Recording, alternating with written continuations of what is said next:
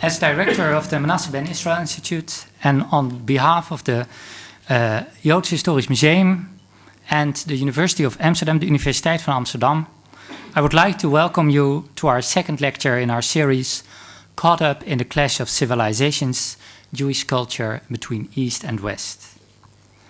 Part of our ambition with these lectures is to show the contribution Jewish studies can make to public debate. That the topic of today touches a chord in Dutch society was well demonstrated in the way our speaker of today was welcomed to Holland. When I met him, when he just arrived at Schiphol, he told me that the passport official had asked him, "What are you going to do in Holland?"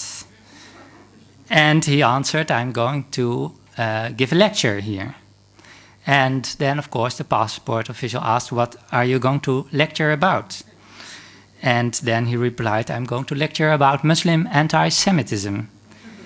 And then the official continued with the somewhat less factual question, "What do you think of Geert Wilders?" Fortunately, his answer did not so upset this official that he was barred from entering. And I'm very, very happy for that. Our lecturer is Professor Mark Cohen, and let me introduce him. Professor Mark Cohen received his doctorate at JTS, at the Jewish Theological Seminary in New York. He's a medievalist and scholar of Jewish studies, and he has, as such, taken serious interest in Arabic and Muslim history.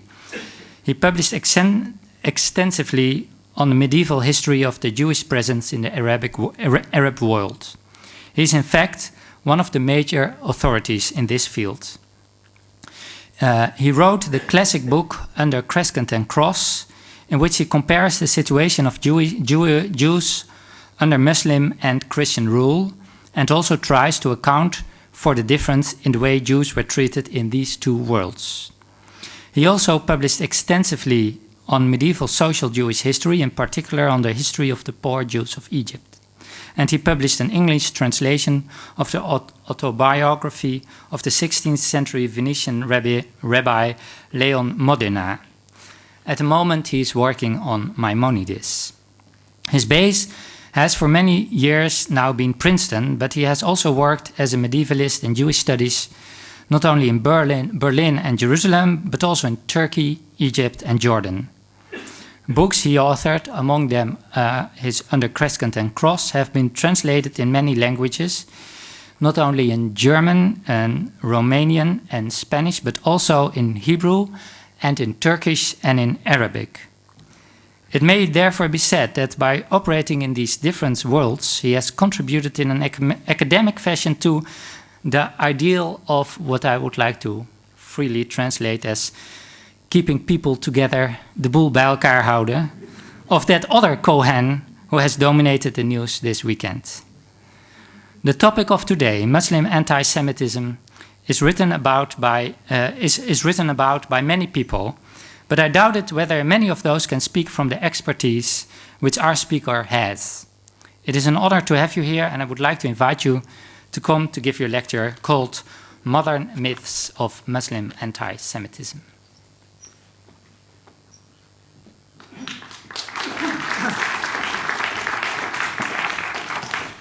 Thank you, David. It's a pleasure to be here. Last time I was in Amsterdam was 1971, and a lot of things have changed. Now, first of all, I want to make sure that this odd microphone is working properly and you can hear me all the way back there. Good. That having been said, I will now speak to you for the classic, 45, 50-minute lecture that you get in the university, at least in the United States, and then entertain your questions and have a discussion with you. As David mentioned, about 15 years ago, I published a book called Under Crescent and Cross, in which I used a comparative methodology to establish a paradigm that explains why Jews in the medieval Muslim world experienced so much less violence than their brethren, the Ashkenazi Jews in Latin Europe, and why, by extension, Arabic-speaking Jewry was so much more comfortably embedded than their European Jewish brethren in the surrounding society. The paradigm also explains why the Jews of the Muslim world lacked a historical memory of persecution similar to the doleful chronicles of Christian persecution and Jewish martyrdom, as well as the mournful liturgical poems that carried the lachrymose memory of Ashkenazi Jews down to modern times. Under Crescent and Cross appeared during the heady, optimistic days following the Oslo Accords. The many translations of the book into European and Middle Eastern languages since then suggest that the ideas developed in the book and the approach it takes still have relevance. Today, however, the ongoing Israeli occupation of Palestinian territory, the rise of Islamist anti-Jewish terrorism, and the abiding presence of anti-Semitic writings and iconography in the Muslim world have cast a gloomy pall over post-Oslo hopes for a speedy and just resolution to the Israeli-Palestinian conflict, and rendered the discussion of Muslim anti-Semitism even more important than in the past. In my book, I stuck largely to the historiographical and historical issues in Muslim-Jewish relations, some of which I will summarize here. I dealt with anti-Semitism only here and there, contrasting its appearance in medieval Christian Europe with its absence in medieval Islam. Now, here in this lecture, I'm going to extend my thinking to the contemporary scene. Most of the time, I'm stuck in the 12th century, but here I am making a foray into the present. I'm in full agreement in doing this with what my German colleague wrote recently in an issue of Der Islam, which was devoted to Islamic anti-Semitism, and she writes as follows: "Specialists can hardly remain silent when others, frequently on the basis of scant information and limited insight, engage forcefully in the public debate, forging images and creating stereotypes that become the more difficult to critique, the more solidly entrenched they are in the public mind." That's what she wrote. Now, Israelis and diaspora Jews first became aware of Muslim anti-Semitism thanks to Yehoshaphat Harkabi's book in 1968 called Arab Attitudes Towards Israel, which he published both in Hebrew and in English. More recently, the world has witnessed to the troubling appearance of Muslim anti-Semitism in Europe, whose extent was documented, as you all know, several years ago by the survey of xenophobia in Europe undertaken by the European Union. The problem in the United States does not appear to be as acute. It seems that the greater the distance from the center of the Middle East conflict, the more muted expressions of Muslim anti-Semitism have become. The data about Muslim anti-Semitism in Europe, like the better-known anti-Semitism in the contemporary Islamic world, are shocking in themselves, but they raise the question, where does it come from? Where does this Jew hatred come from? Many modern myths swirl about this volatile issue. And is this anti-Semitism something new, incited initially by Zionism and more recently by the policies and actions of Israel in the Middle East, particularly as applied to the Palestinians? Many Europeans believe this to be the case, recognizing a similar motivation underlying the new anti-Semitism of the European left, which is itself in part a protest against the State of Israel and its policies since the occupation of the West Bank and Gaza since 1967. Others, Europeans and European and American Jews in particular, as well as Israelis, for whom the findings of that EU Commission were less surprising, believe that the new Muslim anti-Semitism is nothing new at all. In their view, it is part of an age-old Jew hatred ingrained in the religion of Islam and traceable all the way back to the Qur'an itself. Muslims, for their part, have always denied that anti-Semitism is a Muslim phenomenon. In a well-known refrain, they claim that Muslims oppose Zionism and the State of Israel, not Jews, with whom they have always lived in harmony. And this they have found support in the old Jewish myth about an interfaith utopia or golden age in medieval Islam. That myth has its antecedents in the 16th century among Jews expelled from Catholic Spain in 1492 who found refuge in the far more tolerant Muslim Ottoman Empire. But it's better known from the writings of the first generations of Jewish historians in Europe in the 19th century, who used it for their own political purposes to vent their frustration at European Christians for failing to live up to the promise of emancipation. These historians, these Jewish historians, writing mostly in Germany, or if not Germany, they were writing in German, looked longingly to Islamic Spain as, they called it, a golden age of Jewish-Muslim coexistence, a kind of interfaith utopia marked by flowering cultural achievements and acceptance as equals into the highest social, professional, and political ranks of Arab society, the very achievements they had hoped to realize in the 19th century in Europe. Now, there is more than a large kernel of truth in this characterization of Muslim-Jewish relations in medieval Spain, and it applies to other parts of the Islamic world as well. Why call it, however, a myth? Its mythic quality lies in the fact that it glosses over the inferior legal status and religious status of the Jews and occasional acts of oppression and even violence.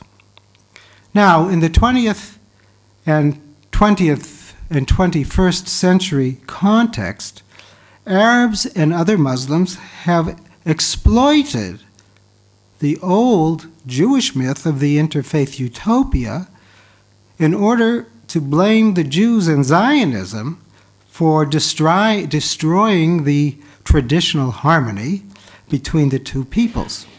Some Arabs, particularly Palestinian Arabs, have gone so far to suggest that Israelis give up their state and return to living under the benevolent protection of Islam in a version of the one-state solution.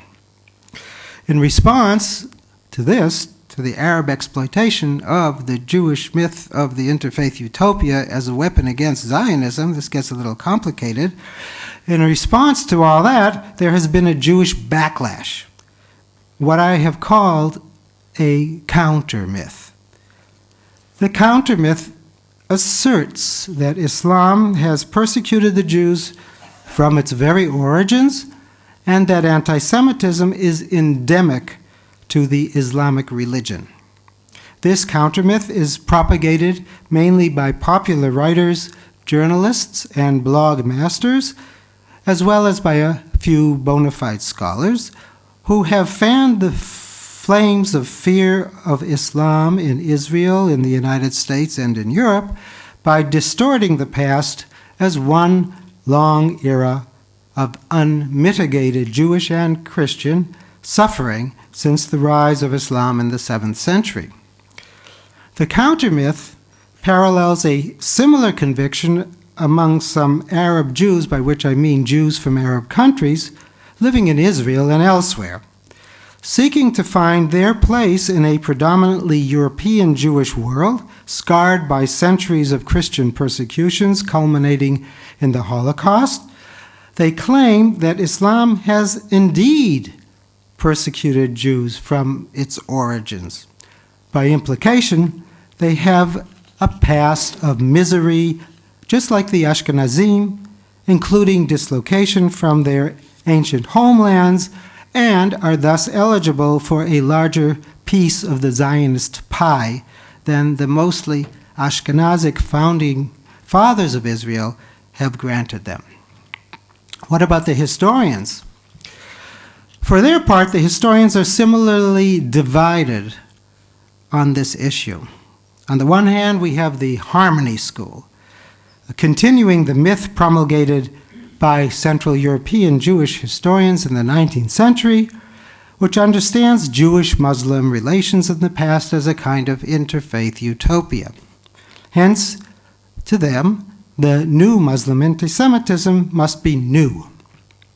Others, representing the conflict school, see contemporary Muslim hatred of the Jews as simply a continuation of an unending Arab and non-Arab Muslim hatred of the Jews from time immemorial, corresponding to the counter-myth that I have described before. Now, it is very dangerous, of course, to indulge in sweeping judgments about the sources of Muslim attitudes toward Jews and towards Israel today. The picture is far too complex, and the circumstances in which manifestations of hatred rear their head in the Muslim world are far too encumbered by political issues and international affairs to lead to the facile conclusions about the past. Here, the current rampant Islamophobia has clouded the discussion.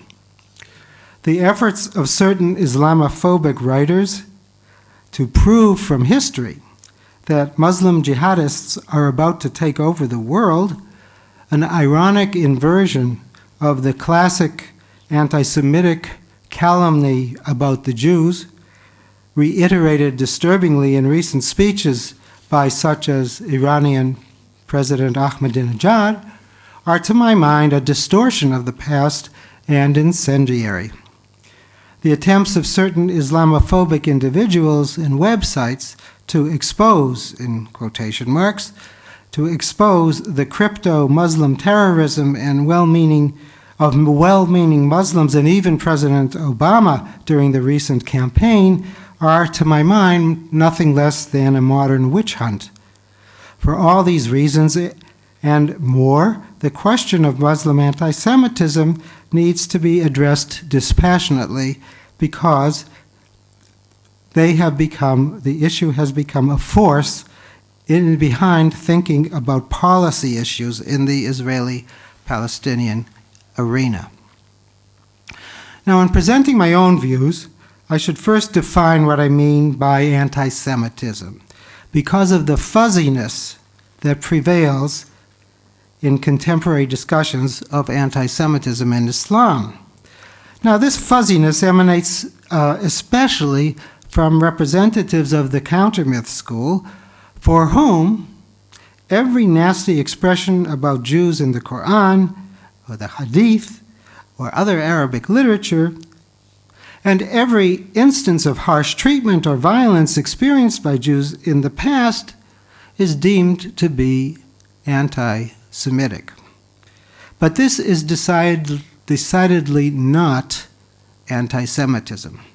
It is rather the typical, though nonetheless unsavory, loathing for the other, found in most societies, even today, a disdain that in the Middle Ages was shared by all three Western monotheistic religions in relationship to pagans as well as to rival monotheist claimants to divine exclusivity and to the right to dominate society.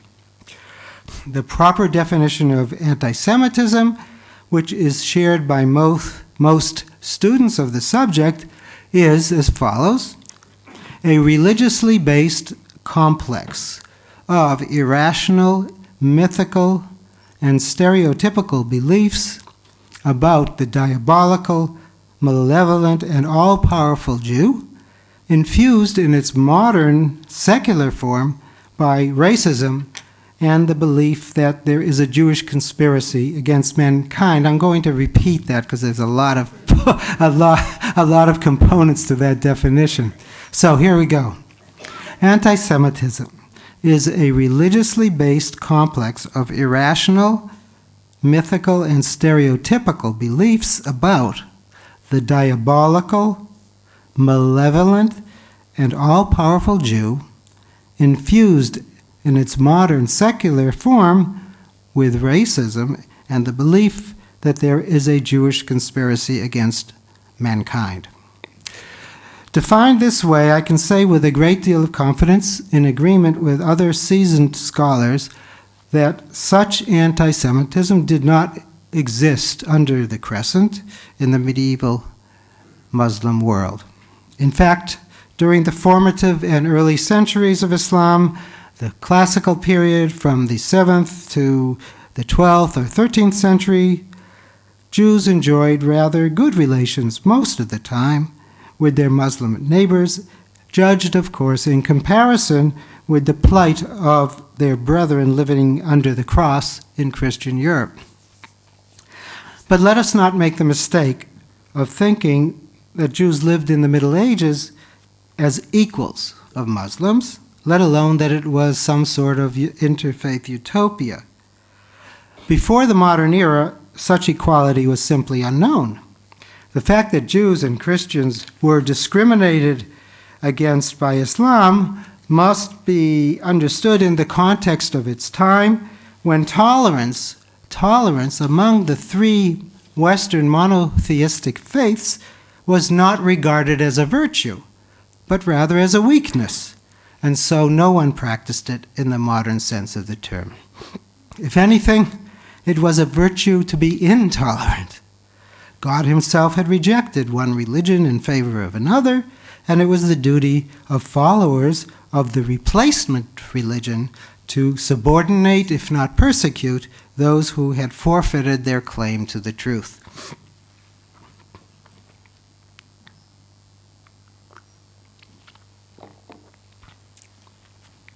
Jews and Christians in the Islamic world were definitely not equals of Muslims. They were second-class subjects, at best. They were classed with other religious minorities as unbelievers who did not recognize the prophethood of Muhammad and the truth of the Qur'an. Their status was that of dhimmis, which means protected people, respected as people of the book, and guaranteed relative freedom of religion, protection of life and property, freedom of movement, and equality in the marketplace in return for payment of an annual poll tax, adherence to a set of restrictive regulations, and for acting humbly toward the dominant faith. Non-Muslims occupied a definite rank in Islamic society, a low rank, but a rank nonetheless. Most of the time they managed to coexist more or less harmoniously with the higher-ranking dominant Muslim group because both sides recognized and accepted the place of the other, whether superior or inferior, and this facilitated interaction with a minimum of conflict most of the time. In such an environment, lacking the theological reasons to hate the Jews that animated irrational Christian Judeophobia in the Middle Ages, anti-Semitism, properly understood, did not emerge. For all its religious exclusivity and hostility toward the Jews expressed in the Qur'an and in other Islamic literature, Islam contains a nucleus of pluralism that gave the Jews in Muslim lands a greater security than Jews had in Christian Europe.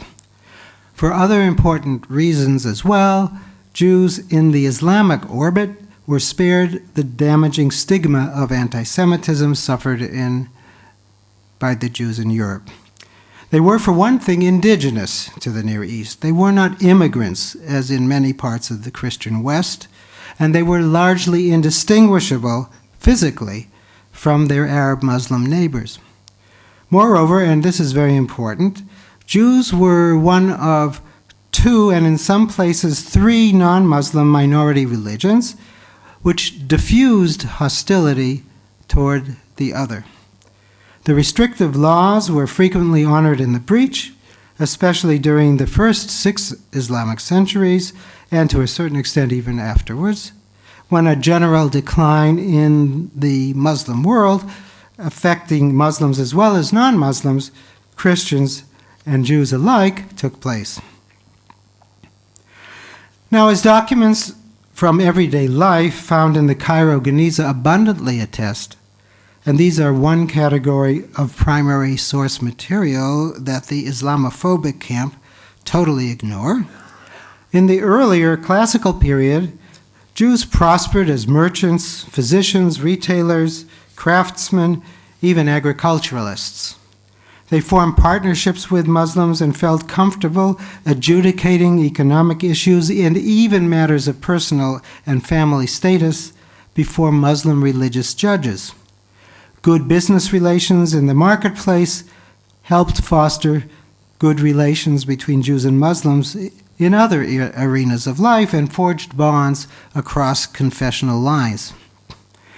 To be sure, there were periodic outbursts of violence, though, like the infamous persecution under the so-called mad Egyptian Caliph al-Hakim beginning of the 11th century, and that of the Almohads in North Africa and Spain in the 12th century, these persecutions were almost always directed at dhimmis as a category, meaning Jews and Christians, not against Jews per se. These excesses occurred when dhimmis were seen to be violating the terms of the dhimma arrangement and not behaving with humility. Such was the case, for instance, the infamous massacre of the Jewish community of Granada, Spain, in the year 1066, following the assassination of the Jewish vizier, who was the son of the great poet Samuel Hanagid ibn Agrela. The violence seems to have been inspired by a virulent anti-Jewish poem about the evils wrought by the high-handed Jewish vizier. The episode, exceptional as it was in its targeting Jews per se, is regularly cited by the counter-myth revisionists as a sign of Islamic anti-Semitism, when in reality it represents an extreme instance where Muslims retaliated against dhimmis, in this case the Jewish dhimmis, because they had exceeded the accepted norms of hierarchic Muslim dhimmi relations by exercising power over Muslims, and this indeed is the theme of that poem, which is directed against the Jews, and in particular the Jewish vizier. To understand the relatively decent Jewish-Muslim relations during most of the early and high Islamic Middle Ages, one needs to contrast them with Jewish-Christian relations in Europe. In Christian society, hostility was focused on one evil, non-Christian group, the Jews, paving the way for what was to become, beginning in the 12th century, irrational anti-Semitism, understood in the way I defined it before. This belief, classifying all Jews as satanic enemies of society, did not exist in the Muslim world, even in the later Middle Ages, when, from about the 13th century on, Jewish fortunes declined as part of a general political, economic, and cultural setback of the surrounding society.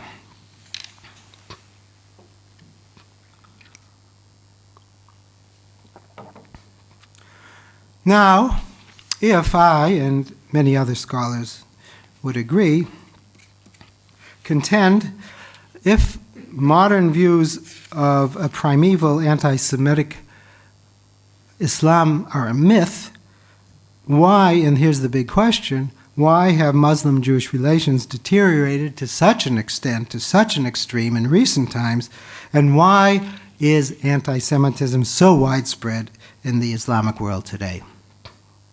There are, of course, many complex and interrelated reasons for this. The first is colonialism, which disrupted traditional Muslim society and engendered resentment against those Jews who identified with the European colonizers and the civilizing mission that seemed to them to be the path to modernization and an improved way of life. This drove a wedge between Arab Jews and Arab Muslims who, the latter, resisted colonialism. Another factor is nationalism, influenced by European secular nationalism and imported into the Middle East in the 19th century, where it undermined some of the pluralism and relative tolerance that marked Muslim society in earlier centuries and pitted Arab against Jew as rival claimants to the same land. Yet another cause is the emergence of Islamist movements responding to the birth pangs of modernization imposed by European foreigners. Deterioration in Jewish-Muslim relations accelerated during the first part of the 20th century with Arab belief that the new political Zionism was simply another form of European colonialism, robbing them of their right to self-determination in a modern state. At the same time, on the other hand, on the Jewish side, relations were eroded by Jewish fear that Arab and Muslim hostility, and more recently suicide terrorism against civilians, could lead to something like a second Holocaust. On a larger canvas, we should recognize in the background of Arab resistance to Western modernization and to Western Jewish incursion, as they call it, in Arab lands, the fact, and this is often mentioned, that the Islamic world never experienced an enlightenment or a modern scientific revolution that challenged the old ways and opened the door to critical transformational change, to liberal republican forms of government, and to acceptance of Jews as fully tolerated citizens of a secular society. All this has finally erupted in a frenzied, irrational, and new, I put the emphasis here on new, Muslim anti-Semitism, which is not, however, indigenous to Islam, nor is it rooted in theology, as has historically been the case in the Christian world, though, of course, it is still as frightening to Jews as if it were. Now, Muslims first came into contact with European-style anti-Semitism in the Ottoman period, when the Ottomans conquered Christian lands, new Christian populations. It took off later in the 19th century during the colonial period when European missionaries, doubtless out of zeal to promote Christianity at the expense of any other option, fostered Western-style anti-Semitic Jew hatred in the Middle East. This propaganda supported Arab Christian aspirations for a modern, non-denominational pan-Arab nationalism, a secular Arab world in which Christians would enjoy full equality with Muslims. Many must have felt, Arab Christians, that anti-Semitism, deflecting Muslim enmity away from themselves and onto a, to them, familiar enemy, would advance the nationalist secular cause in which they played such a prominent role. The outbreak of blood libels in the Ottoman Empire in the 19th century is suggestive in this regard.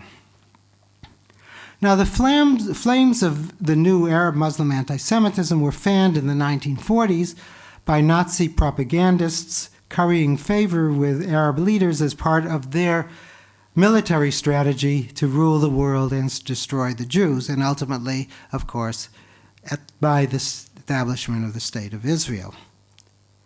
Now, what about the Islamist movements?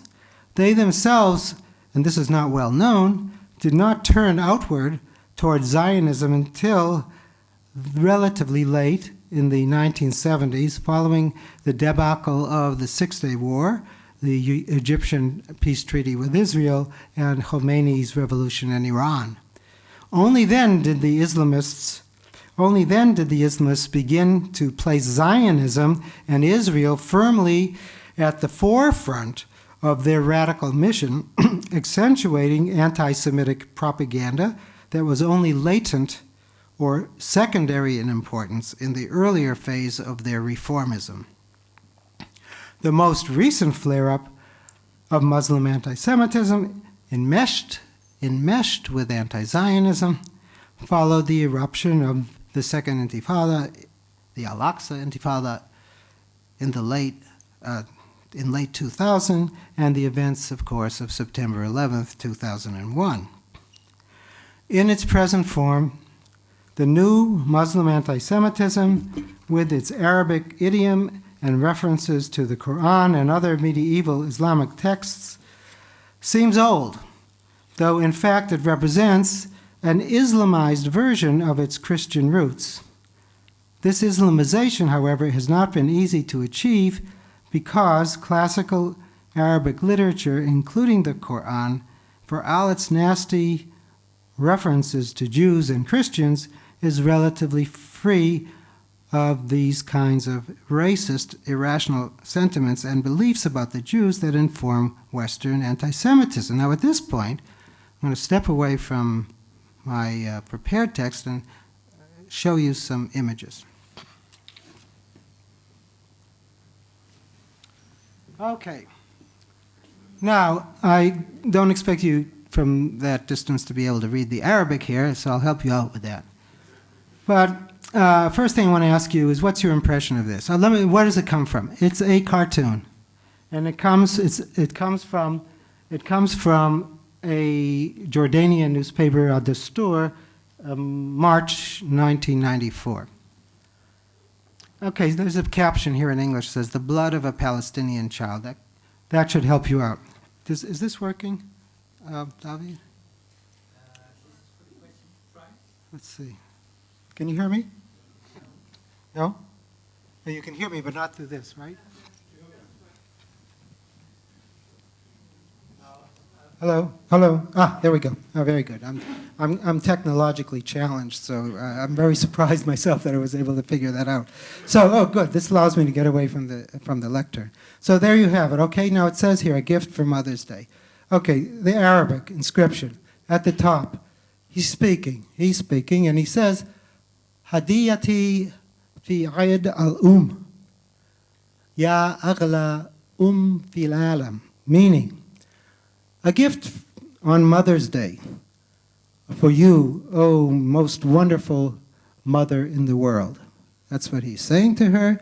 And on her dress it says, Ta'assub as-Sahayuni, which means something like Zionist fanaticism. And in the jar, it says, the inscription says, Dam Tifl Palestini, the blood of Palestinian children. Now, why would we call this an anti-Semitic cartoon? Any ideas? What makes this truly anti-Semitic? Blood libel. The blood libel. Jews take blood, they kill Christian children, they use the blood, they drink it. He's giving it to her in a jar. Supposedly she's going to drink it. That's definitely it.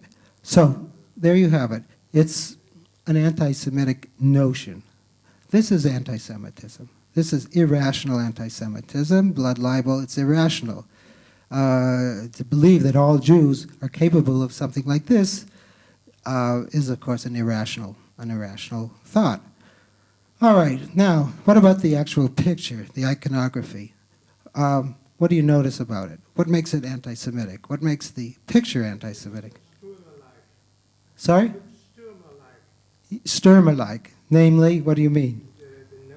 The nose. Okay, there you have the large Semitic nose. Now, she has it and he has it. And of course, there's a little bit of an irony here, because Semitic peoples in general, Arabs have large noses, Jews have large, Israelis sometimes have Iranians have large noses. So it's not particularly Jewish, but this was, of course, an anti-Semitic invention about the Jews. It immediately connotes Jews if you have this. And she has it too. Now, the next thing is, what does he have on his shoulder? He has a gun, yes? And he has the Magen David on his shoulder. What does that connote?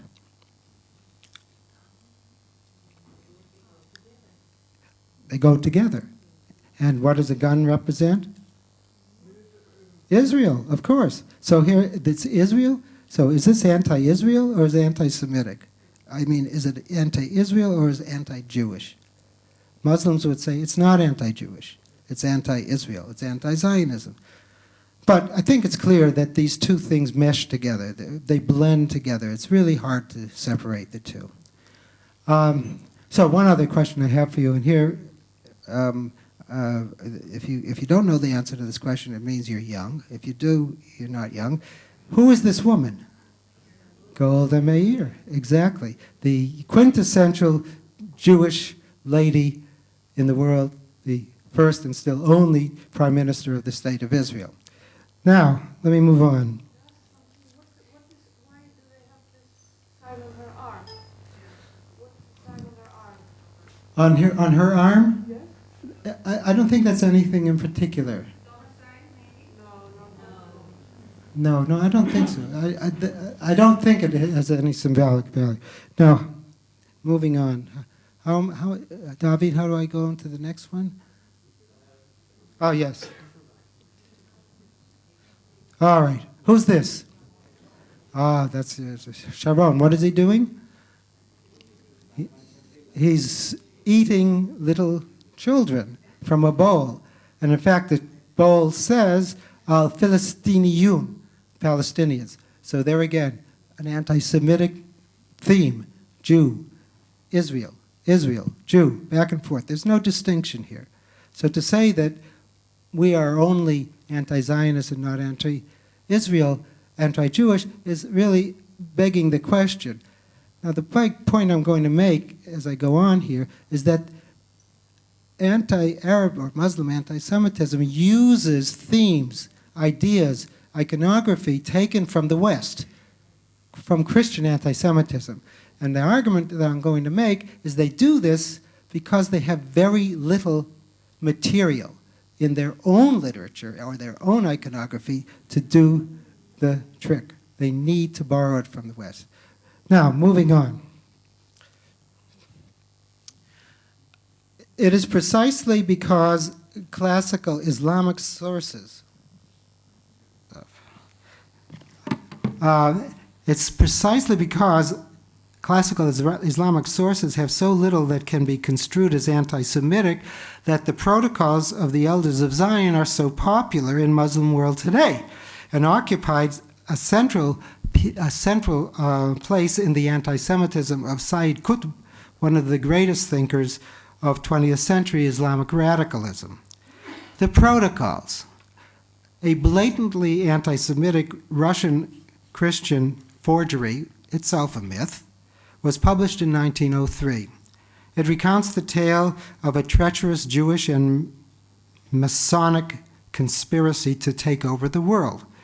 The book has been translated into Arabic many times, beginning with, notably, an Arab Christian translation from the French in the 1920s.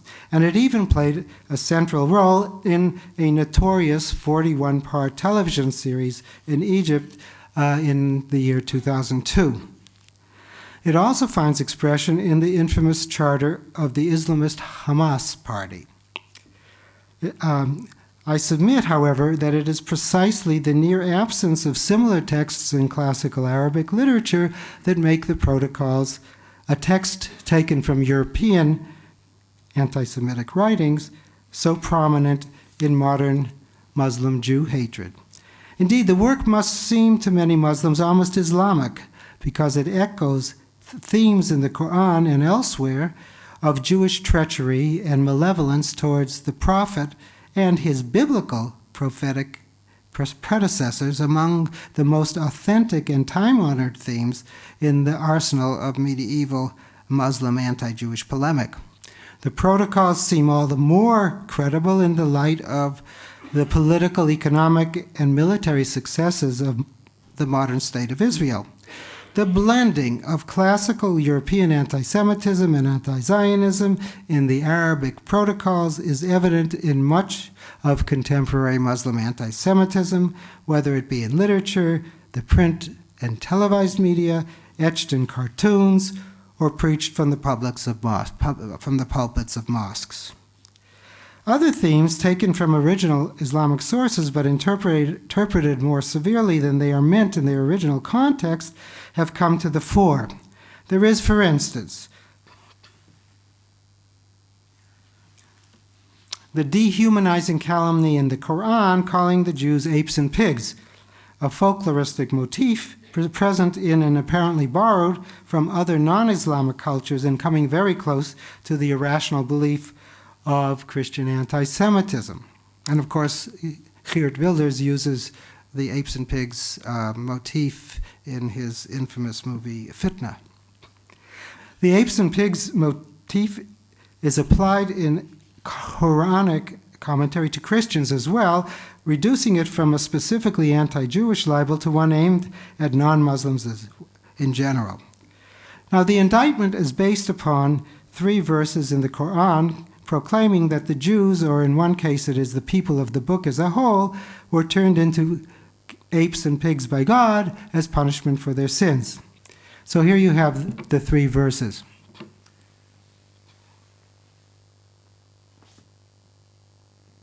The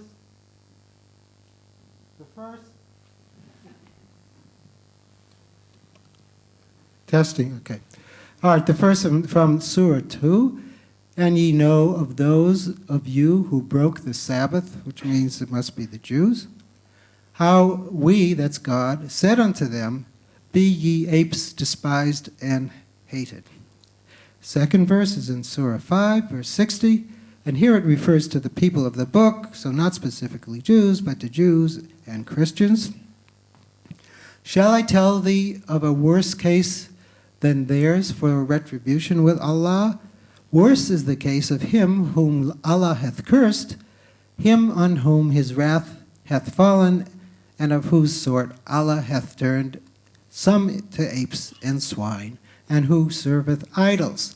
Such are in worse plight and further astray from the plain road. And the last in Surah 7, again referring to the Sabbath breakers, so when they took pride in that which they had been forbidden, we said unto them, God said unto them, be ye apes, despised and loathed. Now the language of these verses does not actually suggest that the Jews are innately human, only that they were transformed into animals for their misdeeds. In an eschatological context, in post-Quranic sources, it is Muslim sinners and heretics adversely infected by imitation of Jewish and Christian ways who will be turned into apes and pigs by God, a warning and a threat aimed at shoring up Islamic identity.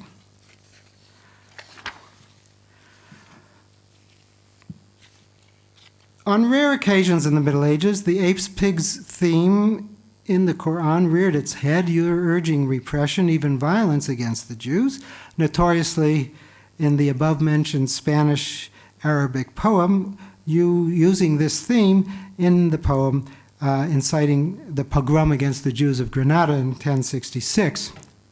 But the theme never enjoyed the centrality as an anti-Jewish polemic that it has been given today.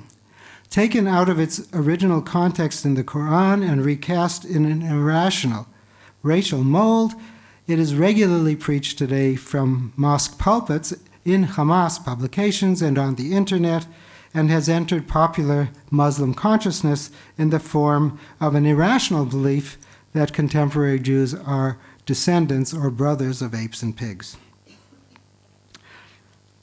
Much bandied about in the Muslim world today and regularly cited on the Jewish side as evidence of age-old Islamic anti-Semitism is a hadith about the Prophet, which, like the protocols of the Elders of Zion, is enshrined in the Hamas Charter and is propagated by Islamists as a warrant to kill the Jews. It announces that the hour of the Day of Judgment will not come until the Muslims fight the Jews and kill them, whereupon the rocks and trees will say, "O Muslim, O servant of Allah, a Jew hides behind me, come and kill him," except for the Gharqad tree, which is the tree of the Jews and wouldn't possibly incriminate them. Now, this tradition is but one of many different portents of the end time, and the only one that mentions violence against the Jews. Another example of one of these portent verses is the following. One of the portents of the hour is that you will fight with people wearing shoes made of hair, and one of the portents of the hour is that you will fight with broad-faced people whose faces will look like shields coated with leather.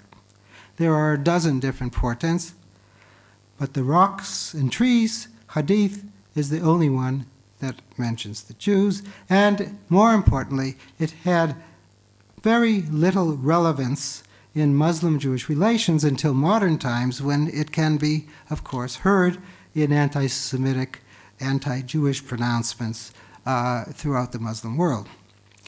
To be sure, it makes little difference to Jews that the anti-Semitic themes of Islam today, whether in the Middle East or in Europe, had little or no importance in Muslim-Jewish relations in the past. They are salient today and frightening to a people that has suffered from Christian as well as Western secular anti-Semitism and its horrendous consequences in the last century. What is important to understand, however, is that ascribing these ideas to the legacy of classical Islam is yet another myth. Muslim anti-Semitism, of course, has produced a reverse phenomenon. On the one hand, we see the rise of frenzied anti-Islamic feeling in fringe circles in Europe, and your own Geert Wilders, of course, is perhaps the most blatant example. We also see a growing Israeli and diaspora Jewish prejudice that looks down upon Arabs and Muslims in invidious, stereotypical, and irrational ways. This is accompanied by amnesia on the part of many Jews from Arab lands who no longer remember the friendships with Muslims that Arab Jews knew in the old country. They no longer recall the substantial exemption from Muslim violence that the Jews in the Islamic world enjoyed in most places until the events of the 20th century.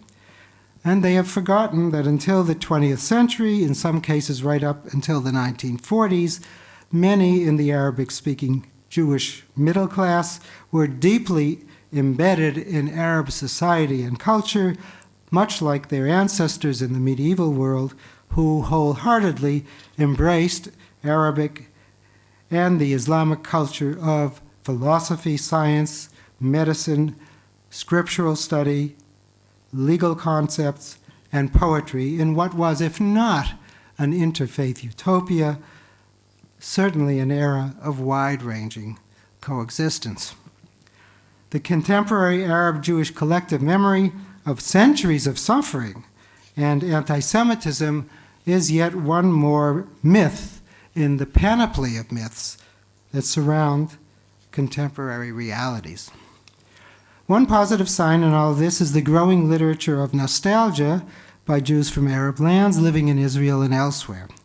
The description of the relative comfort and integrated, if ambivalent, relations with Muslim neighbors and friends in the lands of emigration right down into the middle decades of the 20th century belies the narrative of Islamic persecution and expulsion promoted by so many Jews from Arab lands, a theme that has taken on renewed salience among Jews in general as a counterweight to Palestinian claims for reparations for damages done by Israel to Arabs over the past 6 decades. What then of the future? I'm a medievalist, by the way, and we're not supposed to prognosticate about the future, but I know if I don't do this, somebody's going to say, what about the future? So I will anticipate that and tell you my views. Now, there are at least 2 ways of looking at this. One would be called the optimistic view, or the proverbial good news.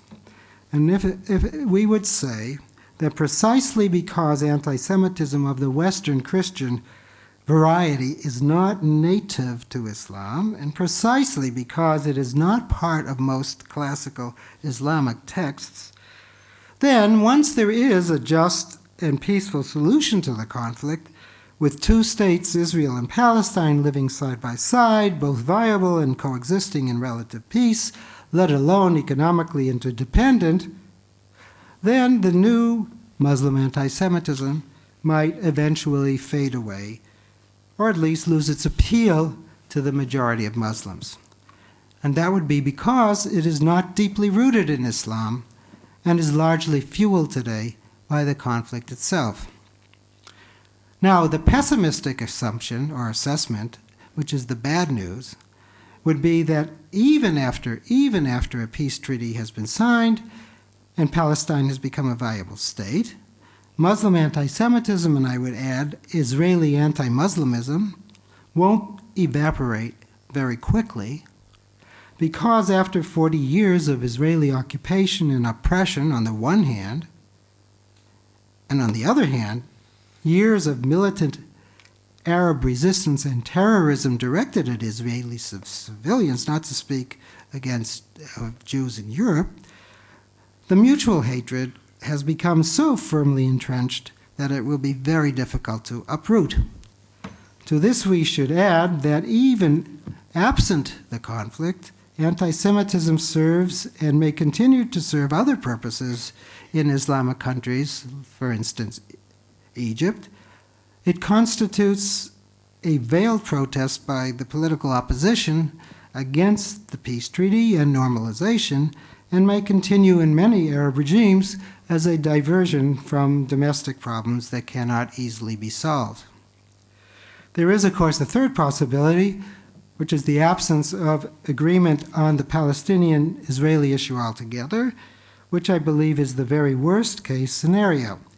Its consequences for the future of Muslim anti-Semitism would be made irrelevant by developments that would, I think, be terrible for the principles as for the world at large. Let us hope that the good news will prevail. Thank you.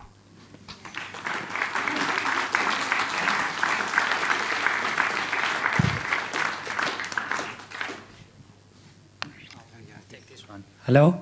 Yes, it worked. Thank you very much for this beautiful lecture on myths and on the ironies of history that challenges many of our prejudices, I think. We have some time for a number of questions, so I'd like to invite you to think of questions and raise your hand. Somebody right here.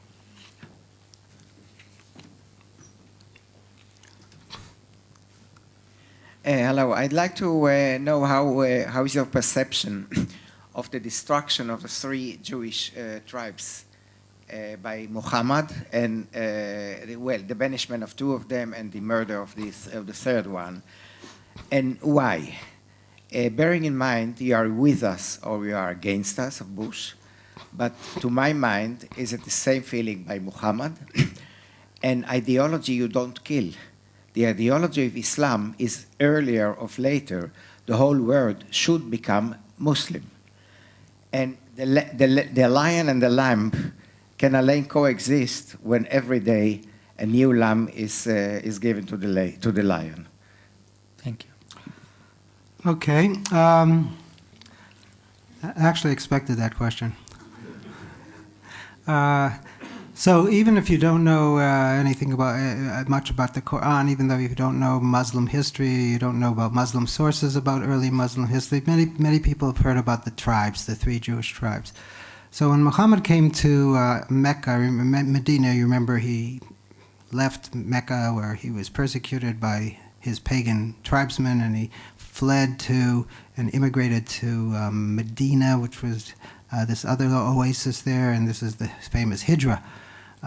He found there many Jews, especially 3 independent, very wealthy Jewish tribes. Their wealth was in date palms, and they had very, very wealthy orchards and also fortresses. And we know about these tribes from early Islamic sources. And as time passed, and Muhammad was in Medina only 10 years before he died, his relations with the Jews deteriorated. Initially, he wished to bring, in fact, believed wholeheartedly that the Jews would join him because the Islam that he was presenting to them looked very much like Judaism, and he had many stories from the Bible, and he received them as revelations from God, and they become part of the Qur'an. And he adopted many Jewish practices, praying towards Jerusalem. Later on, after hostilities between the Jews and Muhammad increased, he of course switched the direction of prayer to the city of Mecca. But in the course of it was wartime, 10 years of war. The war was, of course, the Muslims, the nascent Muslim community, against everybody else, mostly pagans, but there also were Jews. And when the Jews did not cooperate with him, as a result, Muhammad expelled 2 of these 3 tribes. According to one story, one tribe merited expulsion because one member of the tribe went up on the roof and tried to drop a rock on Muhammad's head, but a miracle came along and Muhammad got up. He stood up and as if to save himself. So these 2 tribes were expelled, went elsewhere in Arabia, and the 3rd Jewish tribe, called the Banu Qurayza, were massacred. All the males were massacred, the women and children were sold and were brought into slavery. They became slaves of the Muslims. Now, this event is very controversial. There's a whole literature, and it's mainly Muslim literature, which denies that it ever took place. There's nothing in Jewish literature. And then there's nothing in classical Jewish literature about the Banu Qurayza. It did not.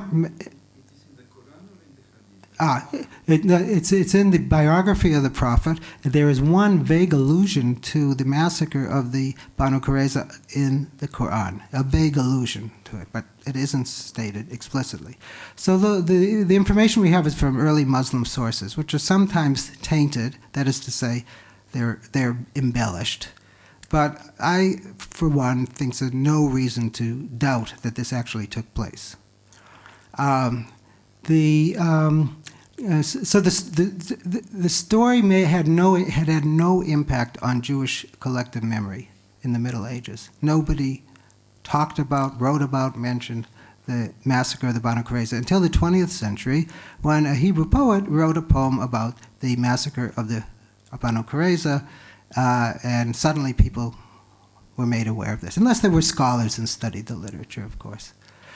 So the Islamic explanation for the massacre of the Banu Qurayza is that they had violated a non-belligerency treaty with Muhammad and had opposed him and had actually aided and abetted the enemy in Mecca, as a result of which they were punished by this. Now, in the context of the times, retribution for treachery, this seems to be what one would expect. But to my mind, it's an isolated incident, and it did not determine Islamic policy towards the Jews. Immediately after the massacre of the Banu Qurayza, during the early first stages of the of the conquest outside of Medina, the Muslims did not employ a policy of massacre, but rather Jews and also Christians, wherever they were allowed to keep their religion, have security, as long as they paid a poll tax, a tribute. In the first instance, it was a tribute, a collective tribute. Later on, it was an individual poll tax, and of course, acted humbly before Islam. This became the Islamic policy, which I referred to before, the dhimma, the policy of protection. So, to my mind, the very fact that the Banu Qurayza story dies is an indicative of the fact that even the Jews themselves didn't consider it to be a particularly important event in their own history. I'm sorry for the long explanation, but I really think it's really important to know that, because you will hear this a lot. What about the Banu Qurayza? What about this massacre? Isn't that anti-Semitism? Isn't that murder? Isn't that what Islam is all about? Look back at Muhammad himself, killed 100, he didn't personally do it, but 1,000 men approximately were killed. That's proof positive. People will say to you that Islam is anti-Semitic, just as bad as, modern Christian or medieval Christian anti-Semites who did the same. Okay. So a long answer to a short question, but I think is very important. We have another question here. Yes. I would like to know when this story is not true, and as many prove it is not true, because it's only proved in Islamic sources, but why it was written like that? Is there any theory about it? Why it was written that way? Yeah. Because let's assume it happened. By the Sira. Yeah, but it happened. It happened. It's a story. I mean, these are war stories. I mean, there are stories about all sorts of retribution and blood wit and back and forth, people being captured, slaves. This is part and parcel. Now, who was Muhammad's main enemy? After he subdued the Meccans, after he subdued all of the pagan Bedouins of Arabia, that is to say, he gave them the choice, Islam or the sword. What was left? It was the Jews who refused to convert. Many did, by the way. Individual Jews did convert, but massive conversion didn't take place. Now, if he could have employed the same policy toward the Jews, that is Islam or the sword, and massacred them. But for the Jews and the Christians, the people of the book, there was a third choice. It could be Islam, it could be the sword, or it could be peace, protection, freedom of religion, in return for loyalty and also the payment of tribute.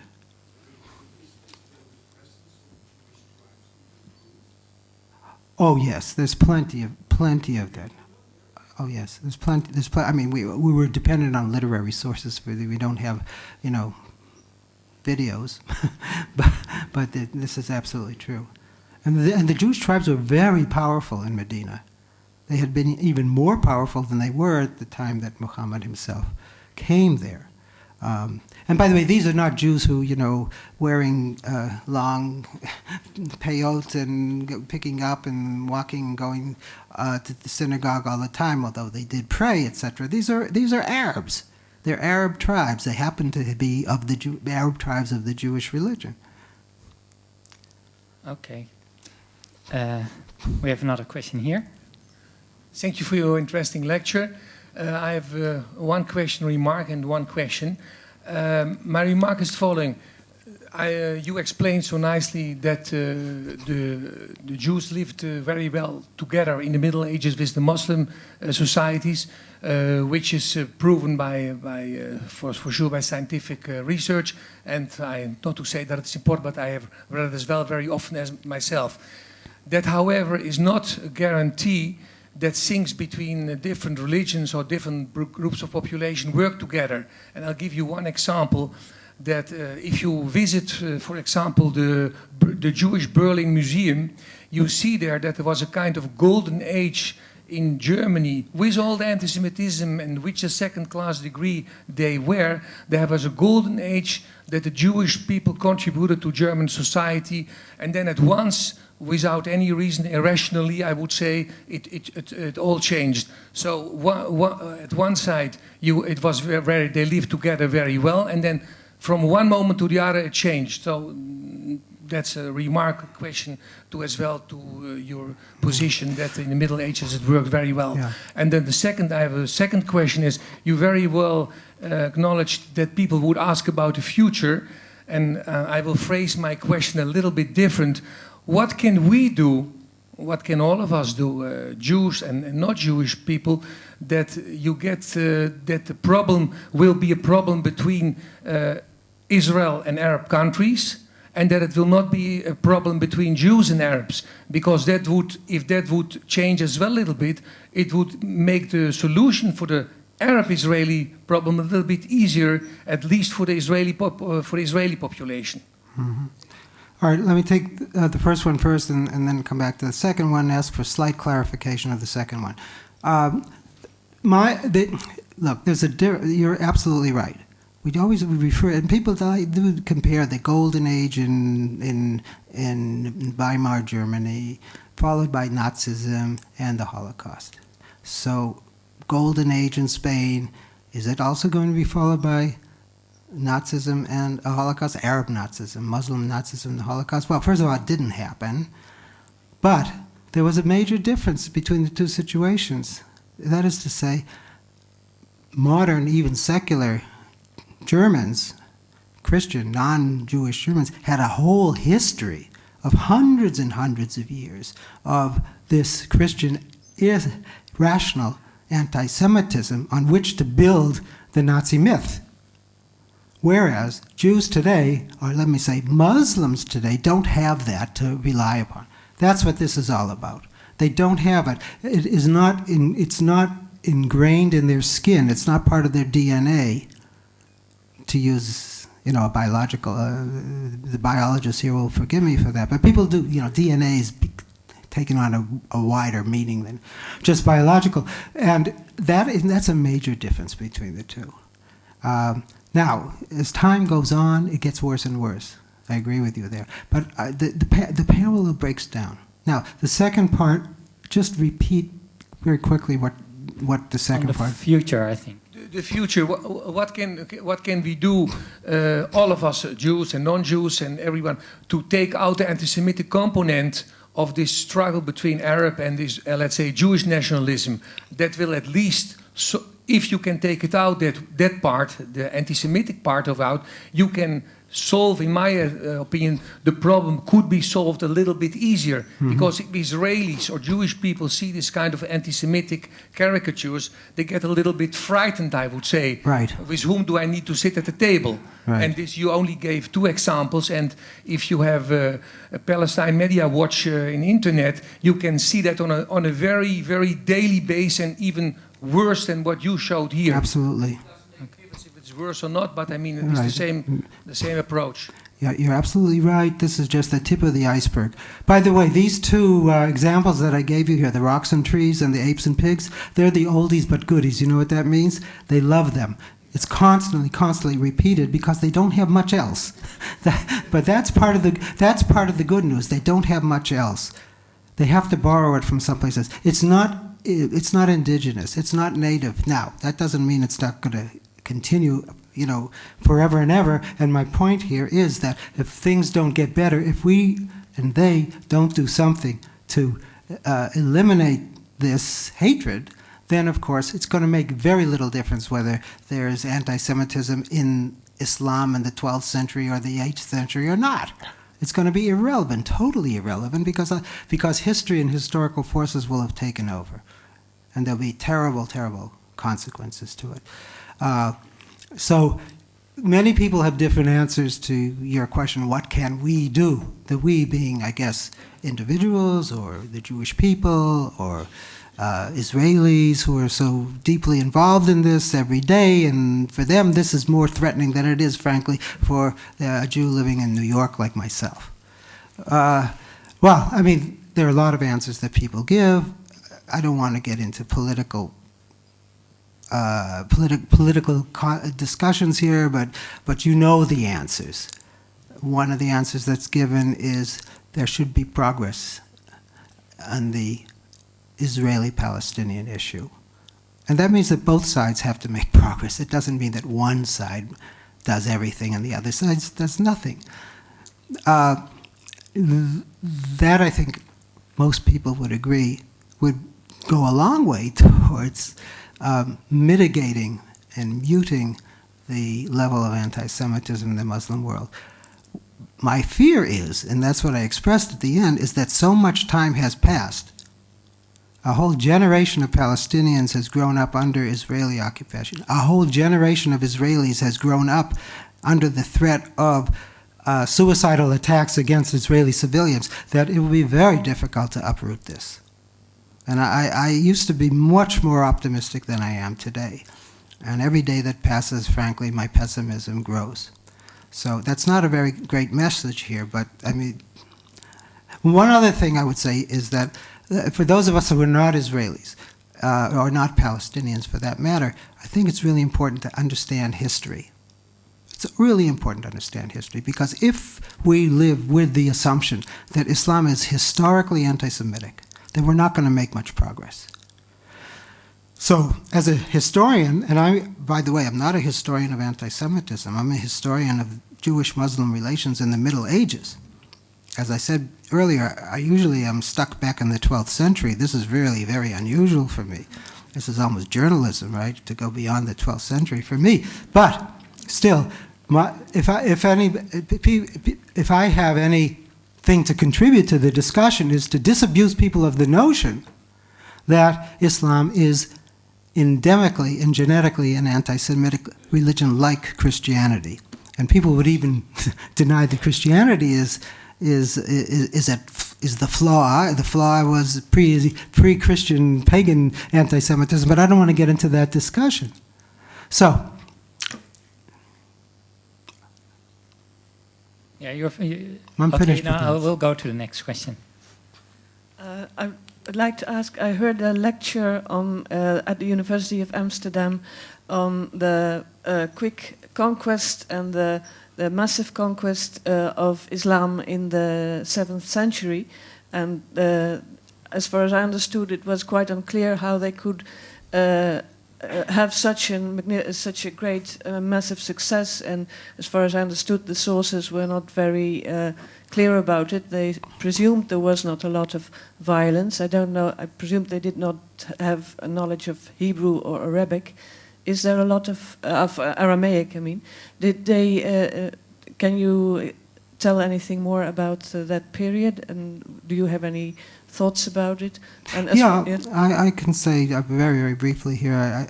I can go on and on, but that's an occupational hazard of being a professor. My friend Professor Chanet will agree with me. I mean, in very broad brushstrokes here, how is it that the Arabs conquered the entire Middle East and all the way into India so quickly, relatively, and all the way to Spain, etc.? Well, one of the reasons is that the two warring empires of Byzantium and Persia had been fighting it out for so many years that they were exhausted.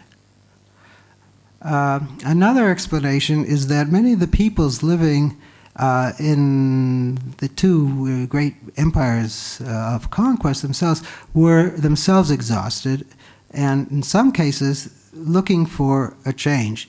And in some cases, the arrival of Islam meant a certain kind of relief. An example of that is many of, in the Byzantine Empire was a patchwork of Christian denominations.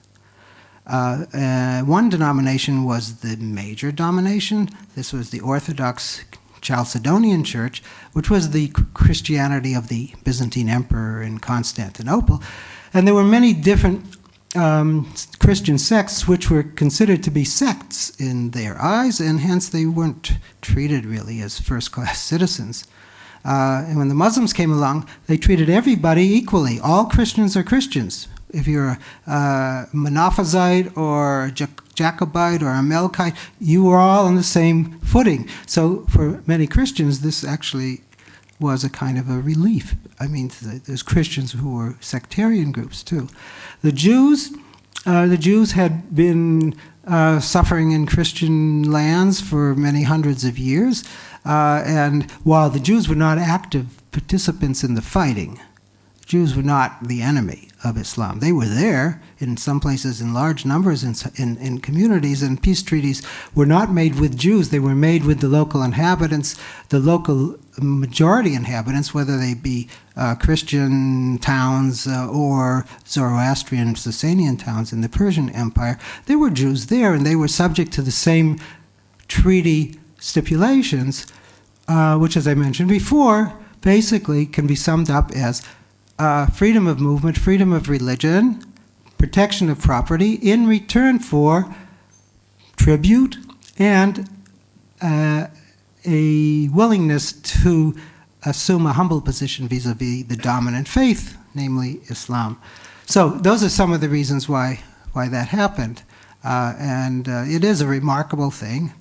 And Muslims just had a remarkable success, and in large part because the enemies they were attacking were exhausted from scores and scores and scores of years of fighting with each other. The conversion took place in various stages. At the very beginning, of course, there are some people who would convert immediately, but the process of conversion was slow. It was not overnight. First of all, people didn't have to convert. If they were Christians or Zoroastrians or Jews, they could maintain their religion without converting. So there was no immediate incentive to convert. As time went on, of course, people began to assimilate, and little by little, the proportion between Muslims and non-Muslims changed. And we believe, scholars have written about this, that it wasn't until the 10th century, Islam began in the 7th century, it wasn't until the 10th century that Islam was a majority in the Islamic world. Okay, we'll go to the next question. Yes. I have a question about the depiction of Jews as swines and pigs and swines, of which you had several examples. We know from Christian literature, medieval Christian literature, that the Christian authors say of Jews that they are irrational living beings because they do not accept the Christian truth. And my question is, of this notion of irrationality is also at stake in the depiction of Jews in Muslim sources as apes and swines? And second, if that is also a theme that is being picked up today in modern Muslim anti-Semitism. Okay. The answer, I think, is that it does not become as pervasive a conception in the medieval Muslim world as it does, at least amongst intellectuals, in the medieval Christian context. Now, there's a difference between the two. I mean, there's a scholar of anti-Semitism by the name of Gavin Langmuir, whose work you may know as Jan. And he argues, he wants to explain why it is that in the 12th century, for the first time, you have the rise of this irrational Christian anti-Semitism. Before that, he calls it anti-Judaism. But this kind of thing, blood libel, etc., etc. And his argument is that in the 12th century, Europe itself, and again, we're talking about the intellectual class, begins to become exposed to rational thinking. And as a result of that, many people, and again, the intellectuals, have doubts.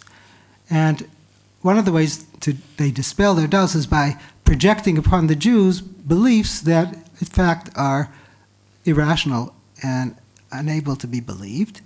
And therefore, that the Jews should, for instance, take blood of a little Christian child and reenact the crucifixion must mean that there was, in fact, God-man who was crucified. And so their doubts about that helped, the irrational anti-Semitism helps to dispel those doubts amongst Christians. Now, in the Muslim world, there was doubt.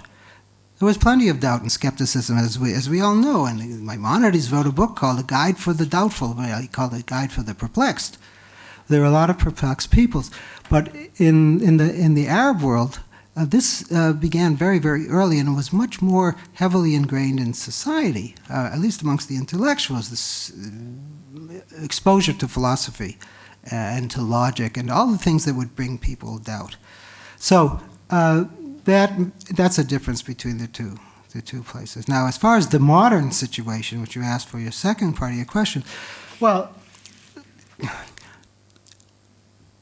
probably for the man on the street who hears the Jews called apes and swine in the mosque, or from from Hamas leaflets, he probably does believe that the Jews are apes and swine, and the uneducated person probably really believes that, and that's an irrational belief.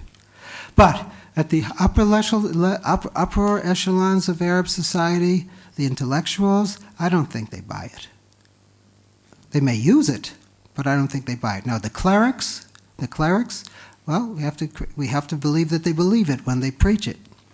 But they, again, do not represent the intellectual classes. Nonetheless, people in the intellectual classes will use this in the way that any anti-Semitic belief is used against the Jews. So it's a complex thing. Good questions. Yes, it's a little bit more of a statement than a question, but I organized a discussion in Rotterdam a few months ago about why young Moroccan kids identify with the Palestinian cause. And it was a very heated discussion, and a lot of the kids in the audience kept saying, well, the Jews are doing this to the Palestinians, and the Jews are doing that to the Palestinians. And I said, well, it's not actually a fact that all Jews support Israeli policies. And that became more of a heated discussion. And after the lecture, one of the girls came up to me, who was wearing a headscarf, and said, actually, I'm sorry I said that, because I know it's not true. It's just that that's what I always hear from my parents. So it was kind of fascinating for me to hear that the older generation seems to be more connected with that than the younger generation, if that's what her statement actually meant. Well, thank you. You want to respond to that, or? No, I think it's an interesting point of information. Yeah.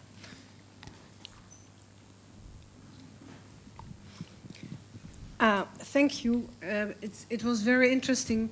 In fact, also how you sketched that the image of the Jew, it's instrumentalized. I mean, by what you say, the one myth is the Islamic myth says, in our times it was beautiful, the relationship with the Jews, and the let's say the alarmists who see Jews, who see anti-Semitism everywhere, say it was in the Qur'an always. Now I have two very different questions. One is I would like to know your opinion of Bernard Lewis, who wrote a lot about the history of Muslim-Jewish relationships, but who is also involved, perhaps at the side of there's the anti-Semitism. It's per definition, it's very, very serious. One of his points is that he says there is a lot of envy in the Arab world towards this small Israel, which has become so strong, military and otherwise. What do you think of this concept? Is it too easy? Is it too psychologically, or is it relevant? Then the other question, it's very different. It's what I understood a bit else, a bit different from what, I don't know what's your name, but I was at a meeting with Moroccans and Jews in Amsterdam, and there it seemed that there was among the older generation of Moroccans a certain nostalgia towards the image of the Jews once when they lived or their grandparents lived, for example, in Morocco, when there was harmony, and now there's this time of tensions and struggle, and Israel and the Palestinians and so on. So I would like to question you. You mentioned a kind of nostalgia of Arab Jews in Israel. Is there a counterpart, or is it of nostalgia among Arabs in Arab countries? Where are our Jews? Like, is in Poland the case? Or can this have no chance because of exactly the Arab-Israeli conflict, the Palestinians, and the domestic problems? First, Bernard Lewis, my colleague at Princeton, emeritus colleague, who really precedes me in the analysis of Islam as not being anti-Semitic, being anti-Jewish, but for rational reasons rather than irrational reasons. And his book, Semites and Anti-Semites, is one of his major statements on this, of course.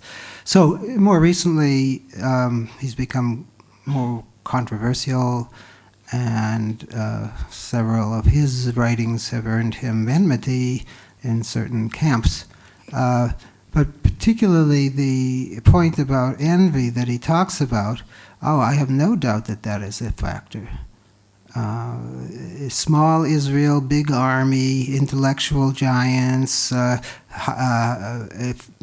highly efficient industry, agricultural prowess, all of those things certainly are cause for envy in the Arab world, which has plenty of problems that will exist even when the Arab-Israeli dispute, inshallah, is no longer with us, or behind us, rather, it's behind us. So that is, I think, to me, he's absolutely right on that particular point. Regarding the nostalgia, the counterpart nostalgia that you're talking about amongst Arabs themselves, I'm not familiar with it. I haven't actually looked into it. And it's really worthwhile doing that. I suspect that there are many who do remember their Jewish friends, their good Jewish friends with whom they were very close, and are sad that they're gone. But in the current inflammatory state, you're not going to see that. What I find reassuring, not reassuring, but as a kind of ray of hope in this nostalgic literature by Arab Jews, is that it's able to overcome a natural propensity in Israel to think of anyone from an Arab country, whether Jew or not Jew, whether Jew or Muslim, as being the enemy. And for a very long time, Jews from Arab countries living in Israel, Morocco being, of course, the most well-known example, but from other Arab countries, Arabic-speaking countries as well, Arab Jews have shunned the very term Arab Jew because it has in it the component Arab. Secondly, Jews from Arab countries speak Hebrew funny. They speak it with an Arabic accent, the same way the Arabs speak Hebrew with an Arabic accent. Thirdly, many of them look even more like Arabs than Jews who came from Poland. And so they are mistaken often. But I remember it as an anecdote. It was after, in Israel, it was after Pesach, at the end of Pesach. And so, of course, you don't have bread anymore in your house. You cleared out all the bread, and not supposed to buy bread until the next morning.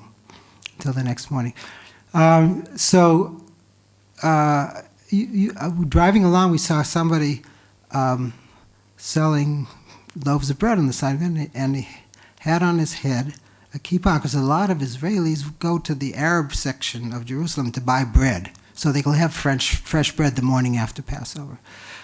And here he was selling it, but he had on a kippah, because he knew otherwise people would think he's an Arab. He was a Jew, or he wasn't a Jew, but nonetheless didn't want to be thought of as an Arab. So there's a tremendous amount of prejudice here, and I think that this literature of nostalgia is a little ray of hope in all of this. And by the way, the literature of nostalgia is not just being produced by Arab Jews living in Israel, but also by Arab Jews living elsewhere, in France, in the United States, in Canada.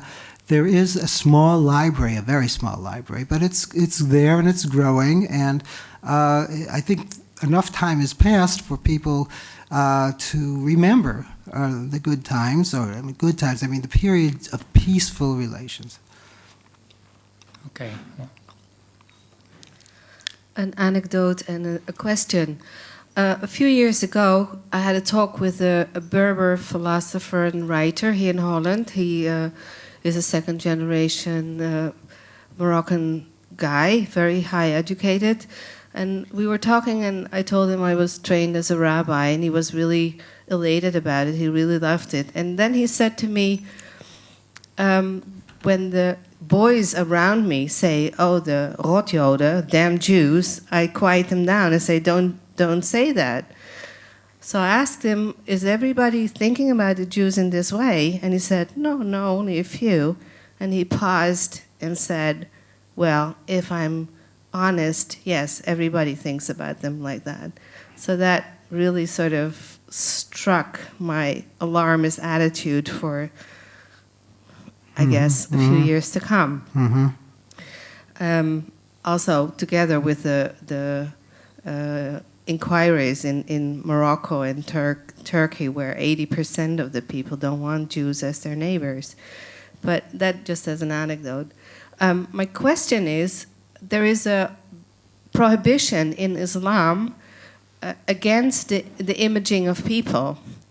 And what struck me is that apparently the Islamists also use these images, although they are forbidden. And I wonder if somebody, although images as such are forbidden, they use these images, the anti-Semitic images, and I wonder if there's a difference between the Islamist and the secularist Arabs or formerly Islam people towards these images, and if somebody is speaking out against them on the basis that you should not depict people at all. Well, I'm not an art historian, so I'll preface my remarks there, so forgive me if I'm missing something here. But to my understanding, the idea that Islam is aniconic, that it eschews all images, etc., has to be somewhat modified.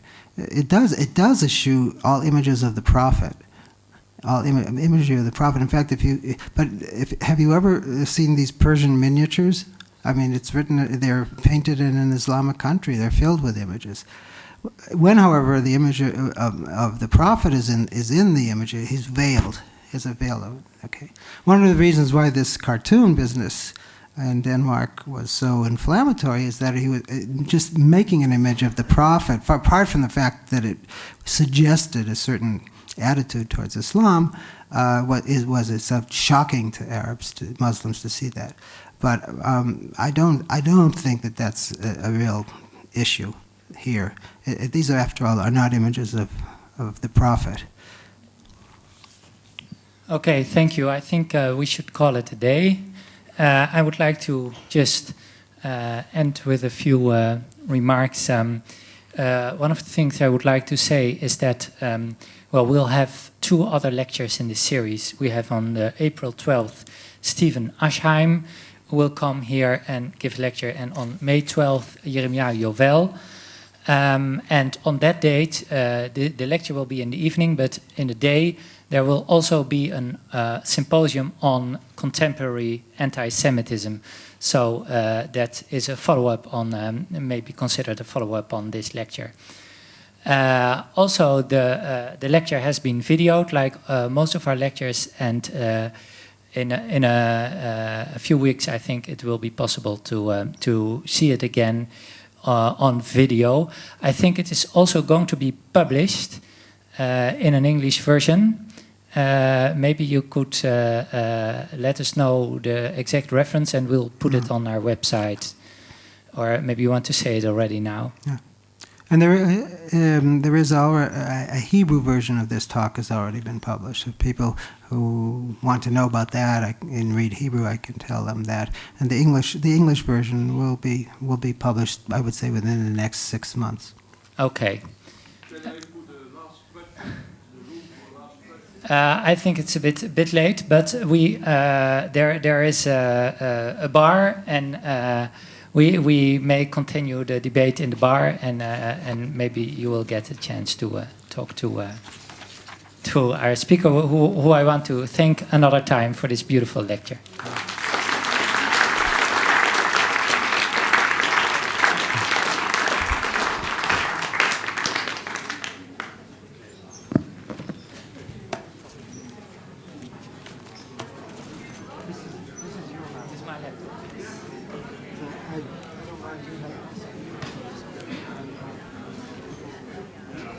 Yeah, of course. No.